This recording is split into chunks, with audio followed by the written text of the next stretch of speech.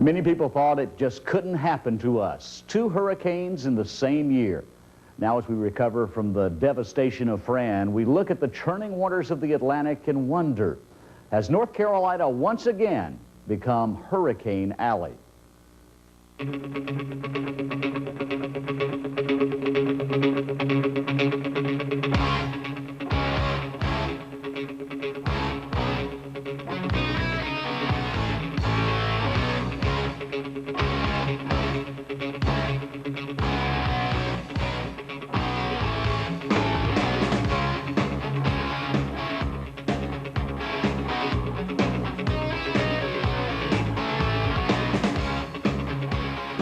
I'm Ken Downing, and welcome to Hurricane Alley, a title given to the North Carolina coast in the 50s after it was hit 7 times in a 2-year period. During the next hour, I'll be joined by many members of the TV3 Eyewitness News team as we take a look at what is this year's hurricane season for southeastern North Carolina.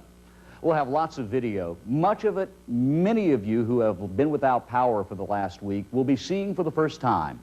We'll also talk about this year's hurricane season, which still has a long way to go. Stay tuned. It was a significant event. If you're looking for something in terms of a comparison, it is somewhat like a Hugo event, but not quite that magnitude. Certainly much larger than what we went through just a few weeks ago with Hurricane Bertha.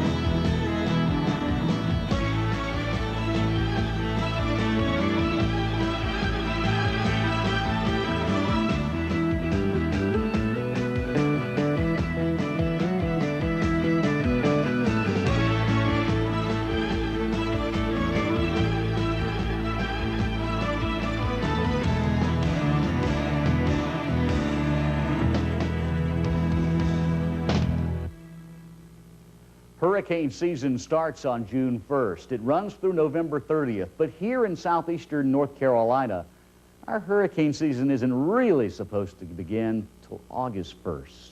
Our concerns normally grow greater as we go through the month of August, the month of September, and into the month of October. But this year, Mother Nature had a left hook to throw at us, something that we'd not seen before, not only here, but anywhere in North Carolina. And that was a July hurricane. Let's look back at Hurricane Bertha.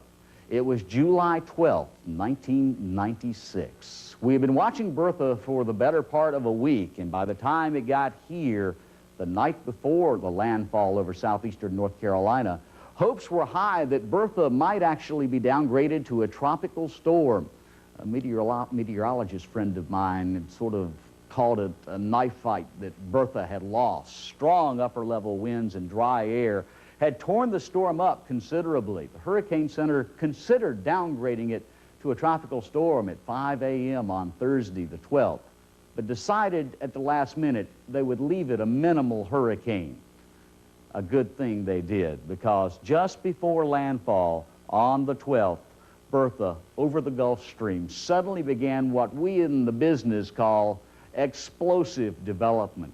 From a disorganized Category 1 minimal hurricane, Bertha blew up in a matter of several hours into a strong Category 2 hurricane with sustained winds of 105 miles an hour, gusting as high as 115 miles an hour. The full wrath of Bertha making landfall over southeastern North Carolina. The eye went over the eastern part of New Hanover County, over Pender County, and on inland. Unfortunately, the right front quadrant of the eye wall, the place where the strongest winds and storm surge would be felt in a hurricane, went over the northern part of Topsail Island, and North Topsail took a tremendous beating out of Hurricane Bertha. Ironically, because of where landfall was, Brunswick County got off comparatively light. Yes, there was damage. Yes, they had problems. But the winds were offshore during the landfall of the hurricane, so storm surge was not a problem. And it was on the west side of the eye, so it was on the weaker side of the hurricane, if you will. Meanwhile, most winds in Wilmington and around our area gusted to around hurricane force, but that was all. The strongest winds stayed along the beach communities, which took a terrible pounding. Carolina and Curie beaches were beat up pretty bad. Wrightsville Beach was beat up as well, but not as bad because of the eye coming right over the beach. Pender County took a pretty good lick as well, particularly the northern end of Topsail Island and on into southern Onslow County, where North Topsail Beach is located. The good thing, if you can find a silver lining with Bertha, is because it was so weakened before it made its landfall and finally that explosive development right there, it did not have time to become a major hurricane. And when it made landfall, it weakened rather rapidly, dropping to tropical storm strength fairly quickly and on to tropical depression strength a short while later, allowing us to almost literally get out and begin surveying the damage and begin the repairs fairly quickly. We thought, we've seen our hurricane for 1996. The first time since '84 one had come ashore here. We've done our bit for hurricanes. We're done now. Somebody else's problem. It wasn't to be. Moved to September 1996. Hurricane Fran comes roaring up the southeast coast of the United States, and unlike Bertha, Fran was a well-defined Category 3 hurricane all the way up the coast. As a matter of fact, there was some fear as it got over the Gulf Stream it might intensify to a Category 4 storm, which would wreak complete devastation. The good news was it drew some dry air in right there. That prevented it from intensifying any further, and it hung on as a Category 3 hurricane with 115-mile-per-hour winds, gusting up as high as 127 miles an hour, but it did not strengthen further. But the lick that Fran was able to give was horrendous. Carolina and Curie beaches, right there as the eye started to come on shore, were devastated. Wrightsville Beach, for the second time, you placed the eye perfectly for it to get off with Shell Island surviving, and with the beach being badly damaged but not devastated. Not so this time for the southern half of Topsail Island, which had escaped the wrath of Bertha, with North Topsail taking the most severe beating. This time it was Surf City and Topsail Beach that were decimated by Hurricane Fran. And Fran held on to her power as she moved inland, devastating crops and houses and trees and power lines well into the inland areas of southeastern North Carolina. Hurricane Fran will long be remembered as one of the strongest hurricanes to ever make landfall in southeastern North Carolina. No, it wasn't as strong as Hazel, but we had more here to lose this time, and it certainly showed as we surveyed the damage. Now, when we return, John Evans turns back the clock as we prepare for the arrival of the very unwelcome guest, Hurricane Fran. Don't go away.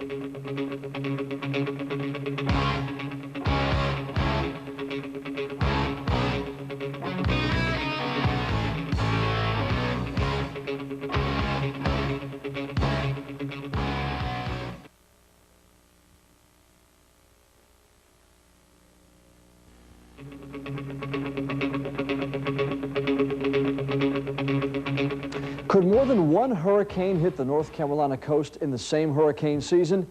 Well, with Fran spinning in the direction of the Carolinas, it looked as if Brunswick County and southeastern North Carolina was the most likely North Carolina area to be affected by the storm.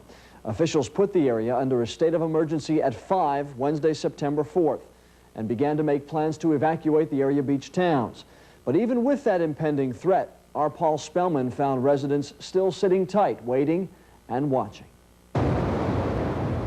While the waves are getting rougher, a sense of calm still persists in Sunset Beach. The town is currently more endangered by Hurricane Fran than any other community in North Carolina. But vacationers still flock to the beaches and pier Wednesday to get some last recreation time. Good ways from home and want to stay long as we can, but we'll be moving out if we think we need to. And she'll need to sooner than she thinks. A voluntary evacuation of all Brunswick County beach towns will go into effect at 6 Thursday morning, with a mandatory evacuation likely by 8. Officials say it's necessary due to the immense strength and size of Hurricane Fran.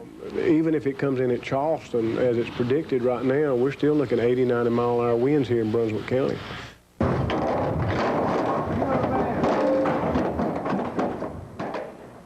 To ward off the wind, some residents were already putting up metal shutters Wednesday. But despite warnings, the vast majority of homes were left unprotected. But when it comes to getting out, most say they'll heed the call. The only problem may be how. A big concern here at Sunset Beach is this single-lane floating bridge. It's the only way off the island and could make for a long, slow evacuation. So beach occupants like Mark Kaplan say they're ready to go at a moment's notice. Well, this one is reminiscent of Hugo, and that did a lot of damage over here, so we're not going to take any chances. If they tell us to leave, we're leaving. But for now, residents say they'll just go about their business while keeping a keen eye on the horizon. While many folks in Sunset Beach were squeezing in last-minute recreation time, a lot of area merchants struggled to keep their shelves stocked as folks started buying up the basics in preparation for a possible strike from Hurricane Fran. It was an all-too-familiar sight at area shopping centers Wednesday afternoon. The imminent threat of Hurricane Fran had residents scurrying to stock up on supplies. $4.99. All right, let's have two. Sir? Let's have two. You want two of them? Generators, batteries, flashlights, and gasoline cans were big sellers, and sheets of plywood were made to order. Guy Armstrong was on vacation visiting his family and never expected he would run into bad weather. Now, he's buying $100 worth of plywood to board up a family business. And do you have any of the smaller cans of the bar oil, or just those great big cans? No, we're out of those already. All we have left is one. David Hassel wore out his chain on the chainsaw he bought prior to Bertha. Now he needs a new one. I hope not. I've had my fill after the Bertha. I'm tired of hurricanes. Front property, it's time to get out of town and start heading back towards the west. The manager of this Lowe's says he likes the business a hurricane generates, but doesn't want the storm to hurt their patrons. We are here. We'll do anything we can as far as getting product in for the customer and getting them squared away. Thursday, September 5th, the threat of Hurricane Fran is even more imminent. TV3's Marguerite Ayers and Kim Kopka found New Hanover County beach towns in full preparation. Curie Beach's pier was battered by Bertha. Now what's left will probably be finished by Fran. Less than 2 months after a beating by Bertha, Carolina and Curie Beaches now have Fran's name on them. Residents spent the morning boarding up. The marina sat empty as commercial fishing boats headed for the Cape Fear River. Jim Ring rode out Bertha on Curie Beach. She was a small storm, but her winds were enough to make him leave this time. Yeah, a little bit different this time. I'm calling for a much stronger storm, and so we're packing up and leaving.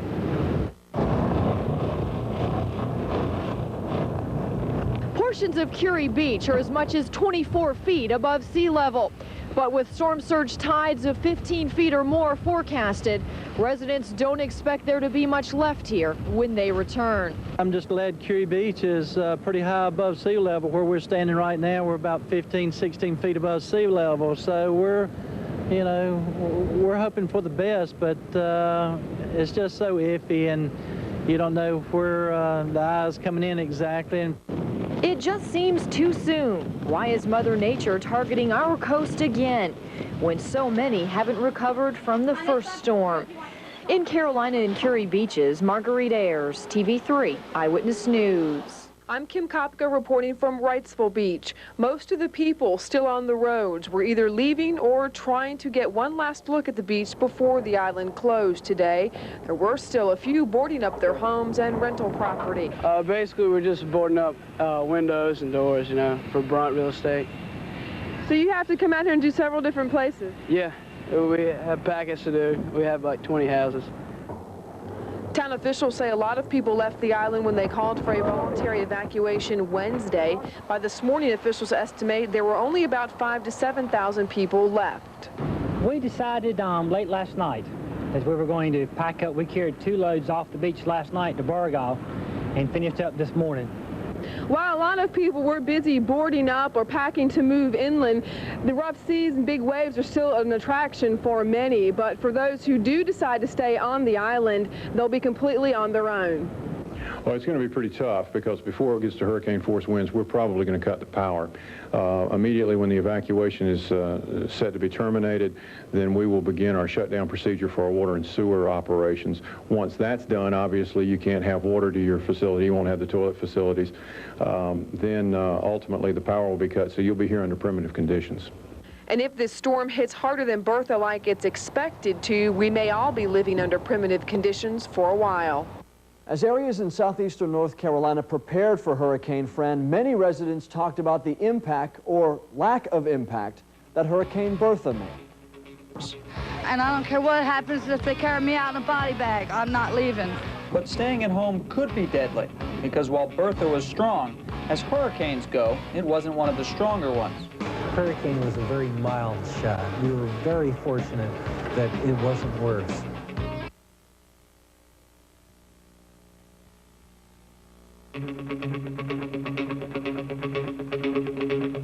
I'm John Evans, and welcome back to our special A Look Back at the 1996 hurricane season thus far.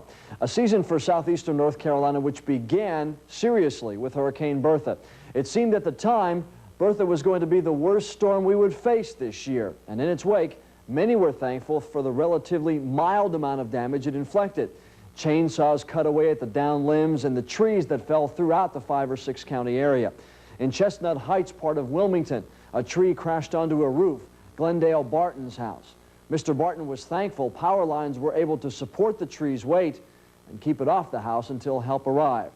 On the Cape Fear River, tugboats were quickly moving into action to move an old Navy ship that had been turned around during the storm and crashed into a pier. The business district of downtown Wilmington was spared major damage during Bertha, and most owners were able to get things back to normal fairly quickly. Authorities were also reminding people to beware of scam artists preying on victims of Hurricane Bertha. The big talk after Hurricane Bertha was from beach town residents who saw little damage around them and became upset at not being allowed back home sooner. Many said the next time they weren't going to evacuate from another storm. In a rather ironic twist, Paul Spellman did a story with weather experts on just what might happen the next time around. Hurricane Bertha beat up on the Cape Fear region, battering homes and ravaging the shoreline. But with the exception of one Onslow County man who died when his respirator lost power, no one was actually killed by the storm. This may be why some beach residents say next time they won't evacuate, so they don't have to wait in line again to return to their homes. And I don't care what happens if they carry me out in a body bag, I'm not leaving. But staying at home could be deadly, because while Bertha was strong, as hurricanes go, it wasn't one of the stronger ones. Hurricane was a very mild shot. We were very fortunate that it wasn't worse. Of course, we were unfortunate that it was as bad as it was. Most of what hit New Hanover County and the beaches were strong Category 1 winds, around 90 miles an hour. But the wind force of a hurricane increases exponentially, so Category 2 winds, like those that hit North Topsail Beach, were about twice as strong.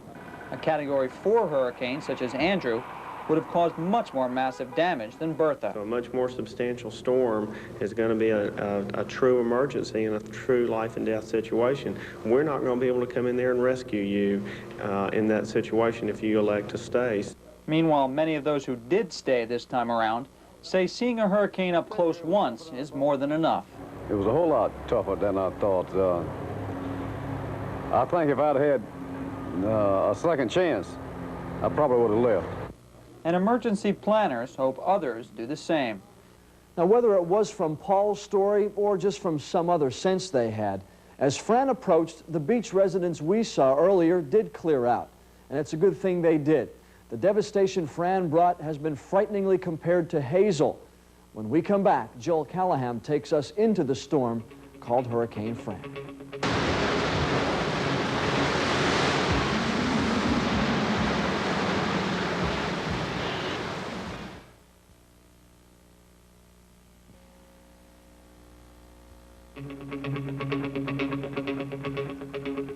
At 8:45 p.m. near the mouth of the Cape Fear River in Southport, Hurricane Fran made landfall.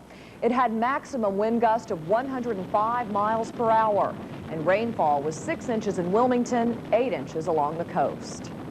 Welcome back to our TV3 Eyewitness News special, Hurricane Alley 96. I'm Jill Callahan. As Fran moved on shore, we at Eyewitness News had already geared up with continuous coverage. With us was a crew from ABC's Nightline. Their photographer, a veteran of other storms, braved the elements to capture some sensational images of Fran in action. He joined us later from the newsroom to give us a feeling of what full-force Fran was like. Well, we just got back, and basically my drill is I like to get out there while the utilities are still on, because once the lights go out, then you really can't see anything.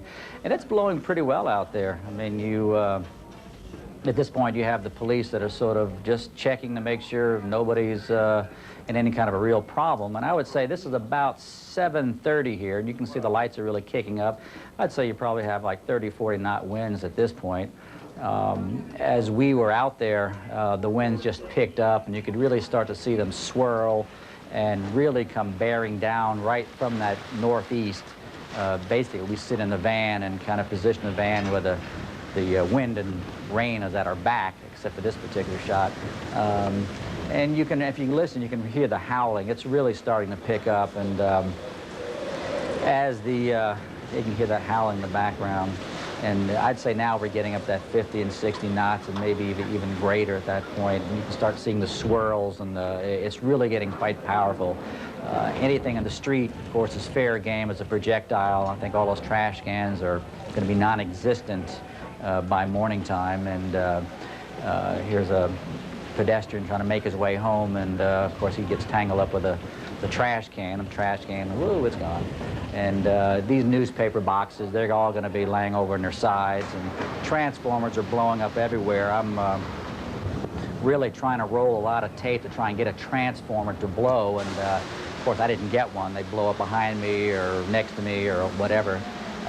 This is right by the police station here, not too far from them, and it's really, it's actually getting powerful at this point. You can, inside the van, you can actually feel the power, and the van is just sort of being not rocked, but it's actually being pushed, which is kind of, you see how the sheets are coming across there, and almost coming across, this is what I call horizontal rain. I mean, at some points the rain's not even touching the ground, it's just going from left to right.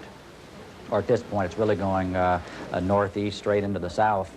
And you see the way this rain is going now, it's really blowing out of the northeast. That's the northeast to the right of the frame.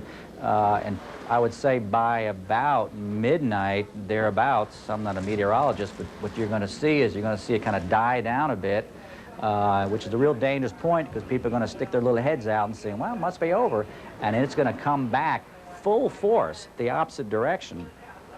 I never did, and that's a real dangerous point, because the hurricane now is building up slowly. You get to the eye when it's real powerful, but as the eye passes over, it'll be a straight wall, and it'll just pick up immediately. There'll be no warning, and it can be quite dangerous at that point.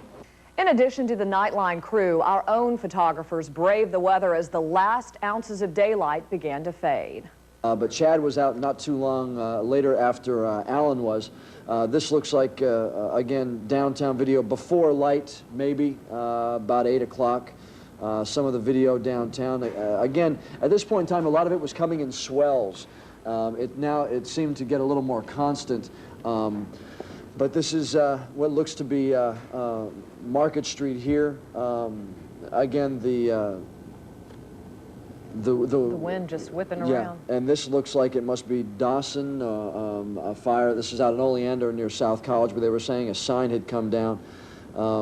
Again, it looks, this is raw videotape again, by the way. It's not being edited. There's a sign across the 3 lanes worth of Oleander Drive. And again, the thing that I guess this is, wow, that's water on the road itself. I thought for a second that was a marina, but it looks exactly just, I mean, it was actual puddled water on the roads. Yeah, I think that we'll see a lot of flooding before it's all over with.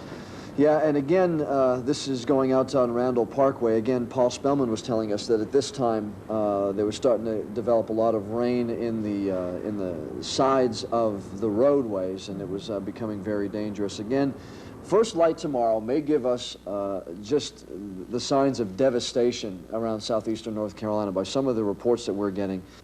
During our hurricane coverage, we were in touch with dozens of town officials, emergency management personnel, residents, and others who passed along information about the storm's progress and impact. Here are just a couple of minutes of what those conversations were like. What are you experiencing where you are? We've got real high winds in the 75, 80 mile an hour range. Very, very strong rains, probably upwards of 6 inches of rain so far. We've had quite a few trees blocking roadways. We've had some structural damage, some roofs blown off buildings. A lot of the glass in some of our business areas have been blown out of the storefronts. Carson, how are things up there your way? Well, we the past about half hour to an hour, we are experiencing some of the worst conditions we've seen tonight. It looks like the very north or the northeast part of the eye that approaches our area is definitely being felt, especially on the east side of the county, on the Topsail Beach, Surf City, Hampstead area. Are you out and about at this hour? Well, I was out about 30 minutes ago. I'm staying on 3rd Street right behind Dairy Queen in Curry Beach, and I got down to the water by the docksider, and the whole bulkhead from about the dock, from like the docksider all the way to the pier is totally eroded, and the water is breaking on both the hotels there. What kind of reports have you been getting in recently as far as damage and flooding around the county? Okay. We have not gotten a whole lot of damage assessment reports, primarily because it's so difficult to negotiate the streets in Wilmington. There's a lot of flooding, especially in the southern part of the county. Carolina Beach has 4 to 8 feet of water, and basically the whole north end of the beach is underwater. There's damage throughout Onslow County, trees and power lines down universally around the county. I've just got a report there's a roof off of a house on 258. We've got some trailers that have been rolled over. We have a Richlands trailer roof that's caved in Gregory Fork Road with 3 people reported trapped. Can you tell us, as far as the latest information you have concerning the damage out there at Wrightsville Beach? The last I heard was during the our people were going to try to assess the damage. The water was so high on this side of the drawbridge that they couldn't cross the bridge to see what was going on. But as of 7:30, the pier was still there, but we just have major street flooding and things like that. After Fran passed, we breathed easy and tried to rest because we feared with daylight the worst was yet to come.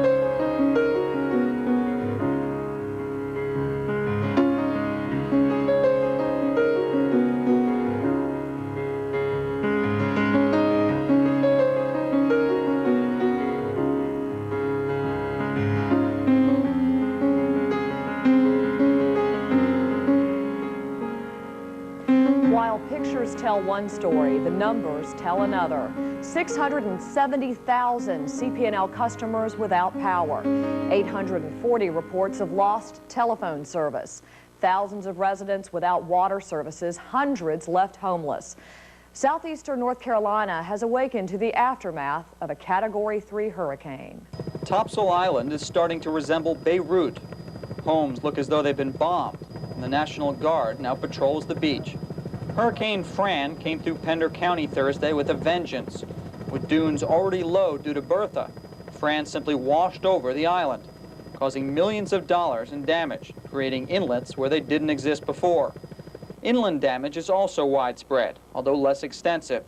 So many homes and trailers have been affected, even residents left untouched seem stunned. It's pretty rough. I really don't know what to think. It could have been mine. Meanwhile, inland flooding continues to cause problems here. Many roads are still impassable, even to four-wheel drive vehicles. We all live up in the Hampstead area, and we've tried to get through there on 17 and couldn't. Tried to get on 210, couldn't. Thought we'd try coming into Holly Ridge, and obviously can't get through that way either. Several homes are now literally islands as the rain overwhelmed area storm drains. To give you some indication of how much water Hurricane Fran dumped on this area, residents say there isn't a river anywhere near here. I've lived here since 1959. I've never seen this much water here. The storm has had such a widespread impact in Pender County, it's next to impossible to gauge the full extent of the damage. But the more they see, the more residents have to be asking, what did we do to deserve this?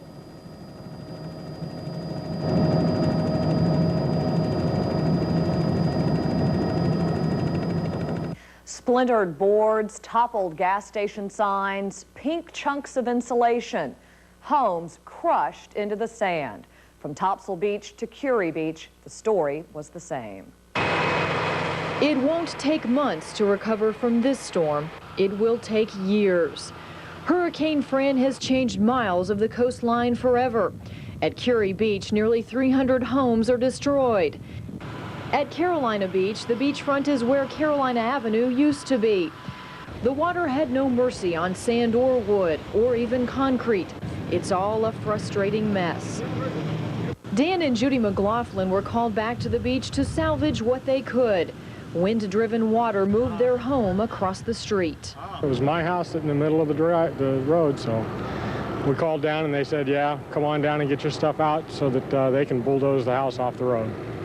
So much was lost here. For many, Fran represents not only a major natural disaster, but a benchmark in their lives, because replacing items lost in the storm and rebuilding will be more like starting over. Seeing your neighbors hurt, it's not good. These are all my friends here, and all of their lives, including mine, is changed now. It's different. It's going to be kind of before Fran and after Fran. Those who stayed woke Friday to see what Fran had done to their island. The National Guard came in to help reclaim this disaster area.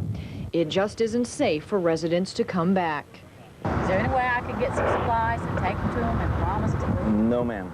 There's a place right here that's just in knots because, you know, I don't want to go through what I went through with the other one. I heard they were calling for thunderstorms this evening. If I don't have a roof, it's going to be the same thing over again. Residents will return on Sunday to see what is left and begin picking up the pieces again. This time, it's much worse. Hurricane Fran's winds did not spare inland areas. In Burgaw, trees littered the lawn of the courthouse. Duplin County had trees on roofs, signs in pieces, and power lines hung limp from poles.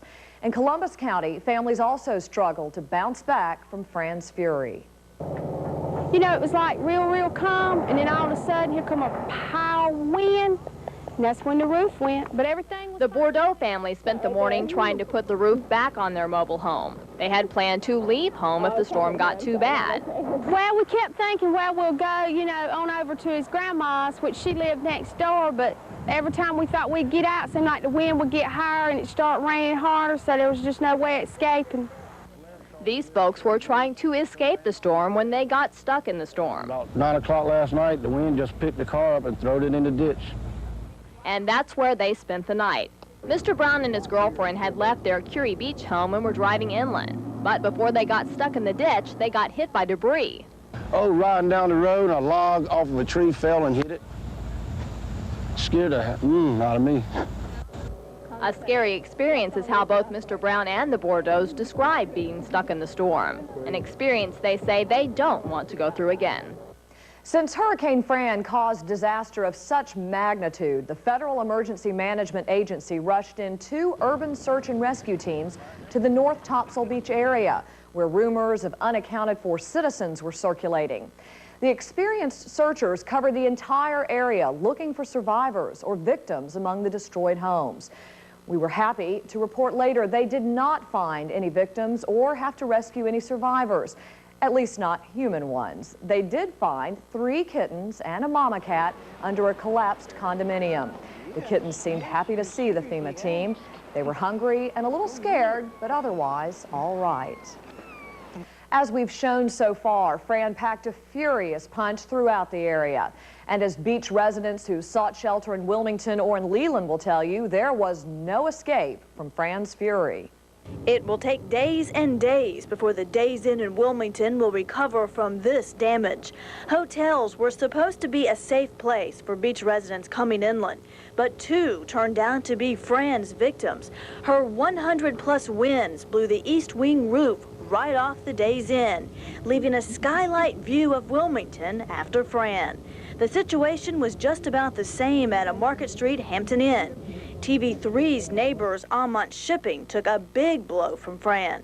The pops and rumbles outside our studio turned out to be the top of their building coming down. And on Shannon Drive in Wilmington, residents there were seeing for the first time the devastation Fran has left behind. Further inland in Brunswick County, Leland looks like a war zone as trees take over the streets. Some had more of a destructive path. This home now has a severe structural damage after a hit from this oak. Power outages, debris like this sign, and flooding are major problems for this inland town. And onlookers are causing even more havoc. They're tying up traffic. Our traffic lights are out, and it's causing a problem for people trying to get out of these side roads. They're getting in our way. Thank you very much. Lines curve the width of the Waffle House as people waited hours for a hot meal. At midday Friday, it was the only place serving in town. John Benton was ready for his cup of coffee. Come out here every day. Hurricane Fran just altered his routine, his and a lot of others. When we return, Kim Kopko will wrap things up with more Fran highlights and a look at the Carolina coast's place in hurricane history.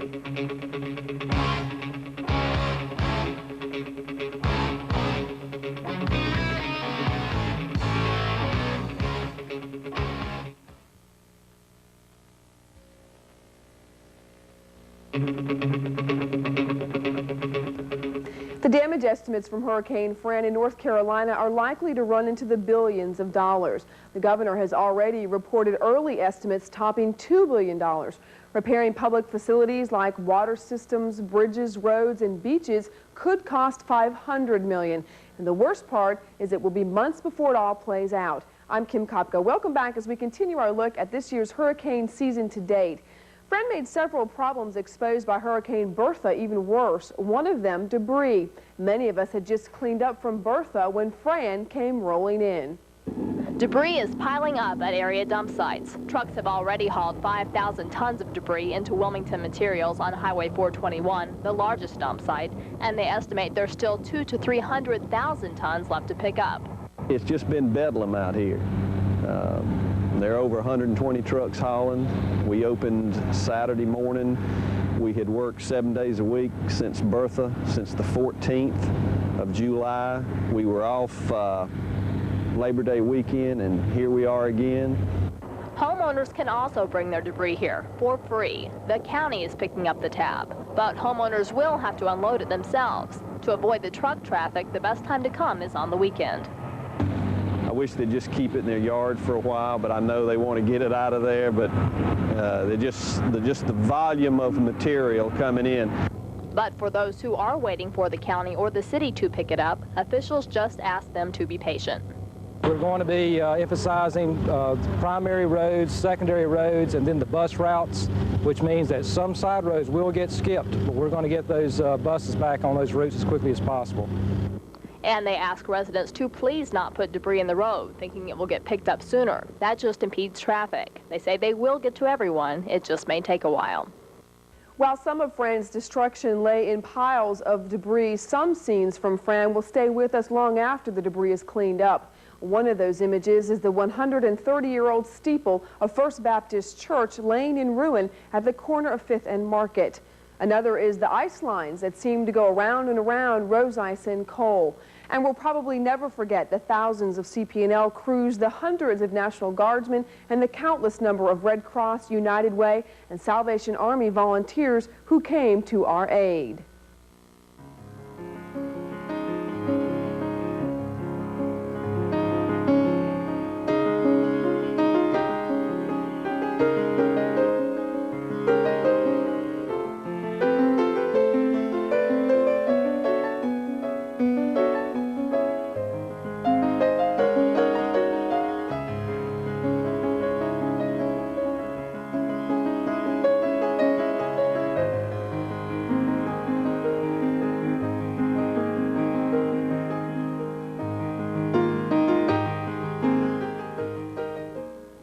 The Carolina coast hasn't seen so many storms since the 50s, so it is important to take a moment and put these hurricanes in historical perspective as part of a much larger story that has pitted man against nature for centuries. His business is marine science. Jay Barnes is the director of the North Carolina Aquarium at Pine Knoll Shores. But Friday, he was in Wilmington and was talking about something that hits close to home: hurricanes. As a Category 3 storm. Barnes is the author of North Carolina's hurricane history. His lecture at the Cape Fear Museum Friday covered many of the hurricanes known to have struck the Tar Heel state, from the days of the first European explorers through Hurricane Emily in the summer of 1993. Barnes told of their destruction. When you're talking about going way back to the last century, the storm of 1899, which came ashore right about Halloween, we had a hurricane in 1893, we had a bad one in 1882. Barnes talked about two of the most devastating: Hurricane Hazel, which hit our coast in October of 1954, and another Category 4 storm, Hugo, which hit the South Carolina coast in 1989. Hurricane Hazel and Hurricane Hugo were similar in intensity. Both were Category 4 storms when they came ashore. The difference primarily would be that Hugo struck the South Carolina coast a little bit farther down. Hazel came ashore right about the South Carolina-North Carolina line. Hazel really went through the Raleigh, on up through Virginia, Pennsylvania, New York, and even into Canada. He touched on Diana. She struck our coast in 1984, and although not around our area, Hurricane Andrew left the people of Dade County, Florida, in awe. Memorable hurricanes have left their mark throughout the country, taking numerous lives and reshaping coastlines.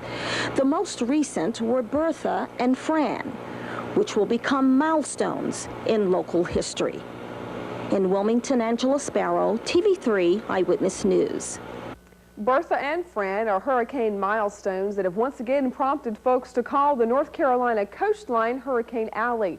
Now, for those of you that have heard that the Farmer's Almanac has called for 3 storms to strike our coast this year, from a scientific standpoint, there is no way to predict in advance where a hurricane will strike. However, we want to warn you that hurricane season doesn't end until November. So always stay prepared and stay tuned to TV3 Eyewitness News, coverage you can count on, good weather and bad. For everyone who worked on Hurricane Alley 96, thanks for watching.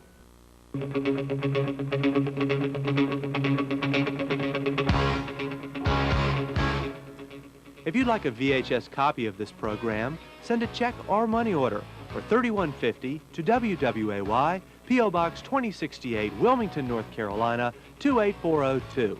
Proceeds from the sale of this video will go to benefit the Red Cross Disaster Relief Fund.